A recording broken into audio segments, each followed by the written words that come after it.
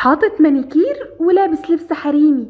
ابن راغب علامة عايز يغير ميوله وطالع للجمهور بقمصان نوم على التيك توك وبيقول لهم اللي مش عاجبه يغمض عينه.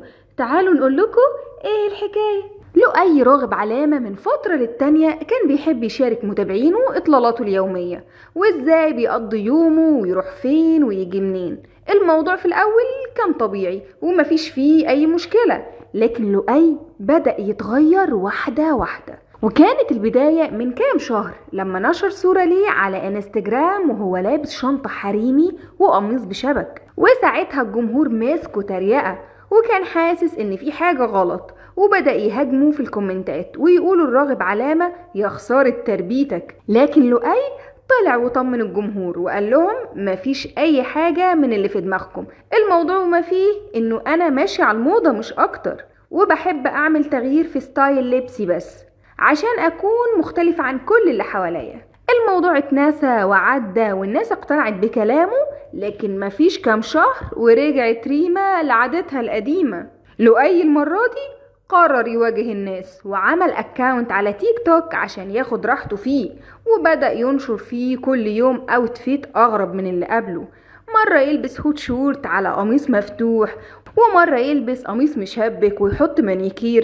لكن كانت الصدمة لما نشر فيديو وهو لابس حاجة شبه قميص النوم بالظبط وحاطط مكياج على وشه. وأول لما الناس قفشت في الفيديو ده مسحوا بعد دقايق بسيطة، والناس هتك يا شتيمة وشير وكلام على لؤي. وكل ده وراغب علامة ملتزم الصمت وما بيردش على أي حاجة بتتقال على ابنه، وشايف إنه كل واحد حر في تصرفاته. حتى لما بيتسأل في البرامج عن رأيه في تصرفات ولاده بيقول إنه ملوش دعوة، هم كبار كفاية وعارفين الصح من الغلط ومربيهم على الحرية من وهم قد كده اهو، فمستحيل بعد ما كبروا يغير طريقة تربيتهم. ده غير ان اللي بيحصل ده كله عادي، الموضوع اتغير والاذواق مختلفة، والحاجة دي دارجة في اوروبا والعالم كله. حتى الجمهور اتقسم نصين، النص الاولاني شايف ان دي حرية شخصية وما ينفعش نتدخل فيها، خاصة يعني انه ما بيأذيش حد ولا حتى بيحاول ياخد اللقطة، هو بيشارك حياته اليومية مش اكتر.